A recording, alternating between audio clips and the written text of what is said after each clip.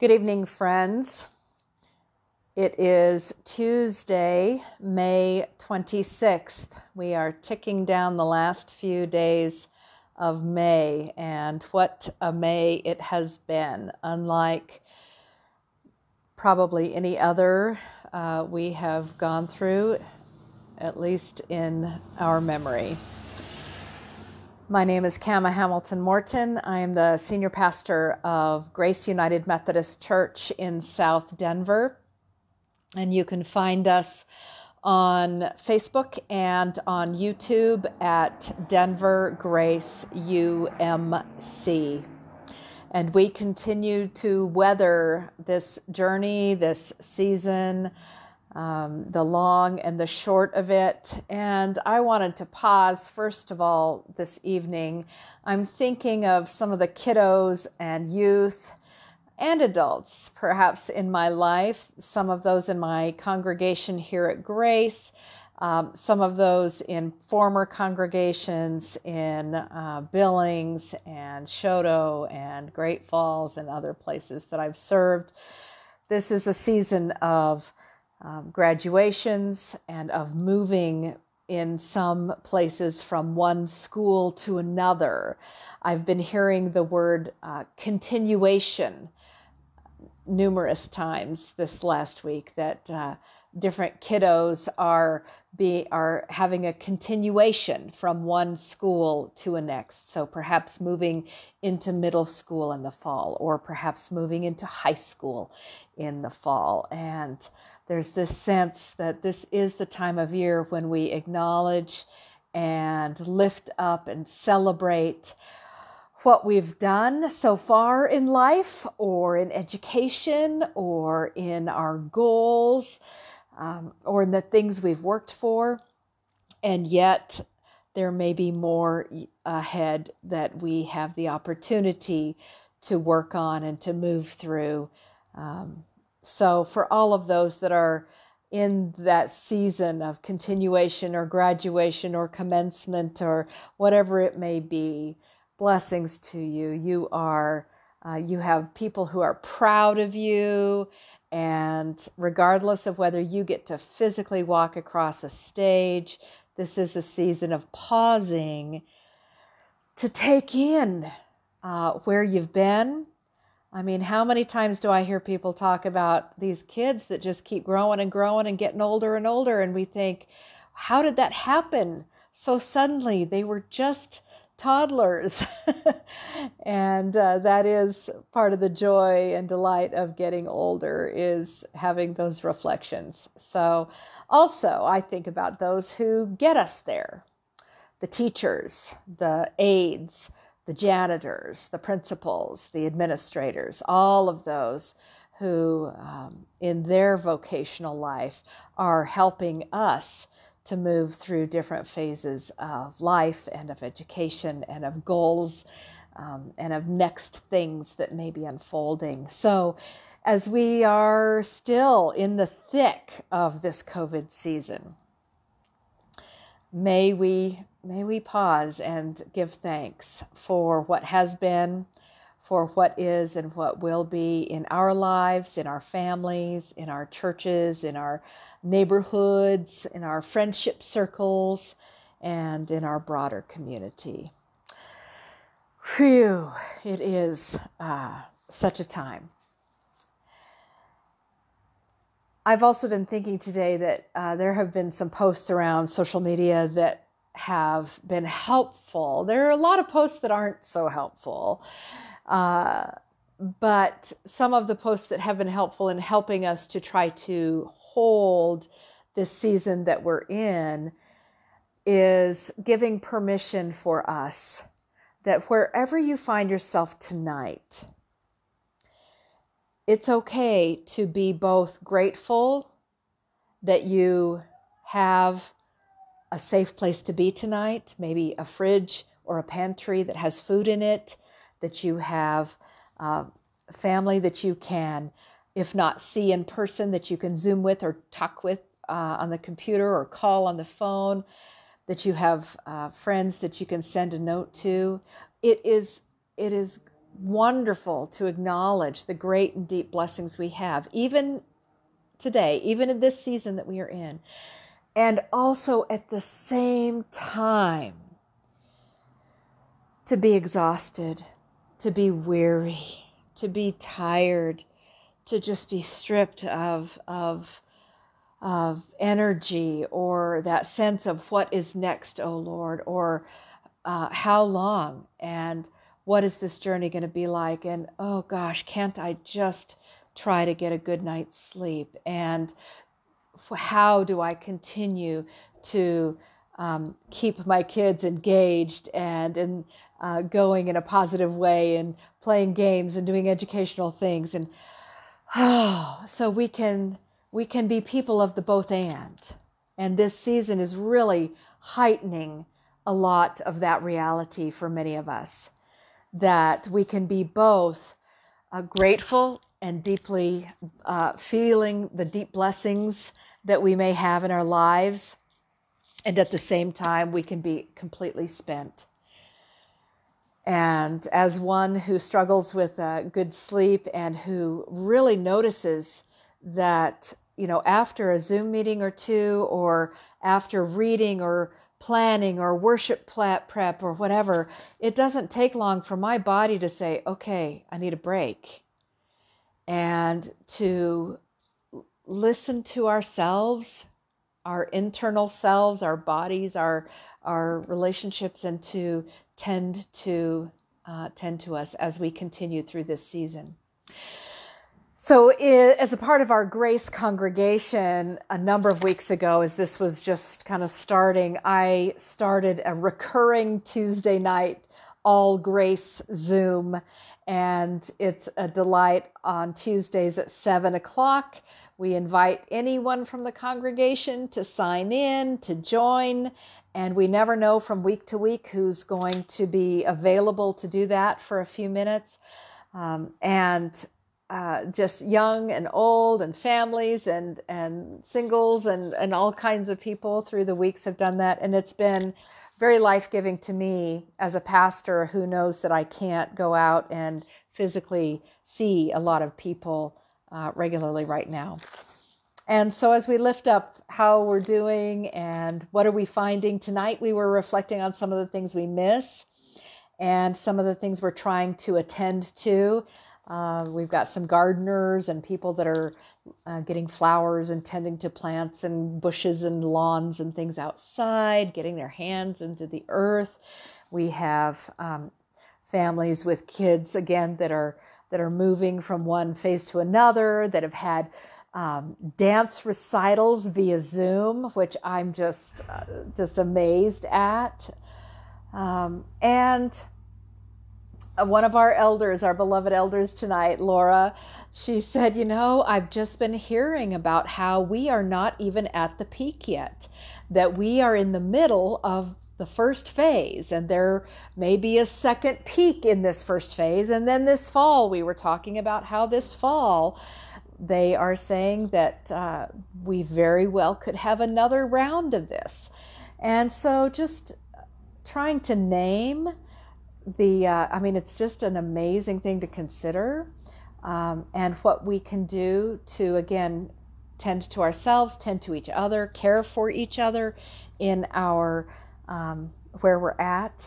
And I have behind me a Monty Dolac painting. Some of you may have seen this before, of the Lewis and Clark expedition. And I just love it because you talk about a journey where they thought they knew where they were going. They thought they might have been prepared. And yet there were spots where they had no idea what they were going to find. They had to pick up their boats, and they had to portage across the Missouri River. That's up near Great Falls, Montana. And they had to do things that were totally out of their wheelhouse of expectation. And you and I are in this season, in this place. There are places that are starting to open up, and yet there are people that are saying, nope, not going to do it. I'm going to continue cooking at home, maybe an occasional takeout. And yet there are businesses that we may trust or may hear about what all they're doing that we want to support. So in these coming weeks, I just pray blessings on all of us as we want to be active in our communities and to support economically what we can, while also being very careful and acknowledging the things we're willing to do or able to do and not able to do, and to respect each other for that. And I do wish that everyone would throw on a mask as you leave the house. That's becoming my norm. In fact, I feel like I'm not fully ready to leave the house unless I have my mask on. And I was sharing tonight that it's gotten to where now the mask, with this season that we're in, it feels like it makes me feel better because sometimes I do get a tickle in my throat, or I do have a little cough that doesn't mean anything, but it's just me getting my throat clogged up. And I feel better having that mask around me when I go out in public now. And so we were talking about some of those things and remembering those that remember back when they started to make seatbelts a mandate, and how that was really, boy, some people just absolutely didn't want to do that. There are some people today that don't put their seatbelt on. And for some of the rest of us, it's just, I don't feel like I can even start the car until, that seatbelt clicks in, and it makes me feel that I'm ready then to go forward. So again, this both and, it's not an either or, and there may be moments or hours in a day when you go from one phase to another, and that's okay. That we are complex beings in some ways. And we can be wallowing and moving from the layers of our emotional expression and exhaustion and whatever that looks like and feels like for you today. So I'm going to turn tonight to a brief psalm. As I've said before, when I talk to people who are maybe new to the Bible or just looking for a good place to go for prayers or for connection, I send them to the Psalms, because the Psalms are full of any human emotion just about that you can think of. And the Hebrew people were not afraid to lash out at God, to express their anger, to say what the heck is up, and to get angry, as well as to just gush their gratitude and their happiness and their joy, and sometimes in the same psalm. And so I wanted to share a few verses. This is one of those that starts in one emotional place and ends in another. And it's not very long. It's just 6 verses. Psalm 13. So if you want to find your Bible and turn to Psalm 13. And it starts, how many of you have felt this way? How long, O Lord? Will you forget me forever?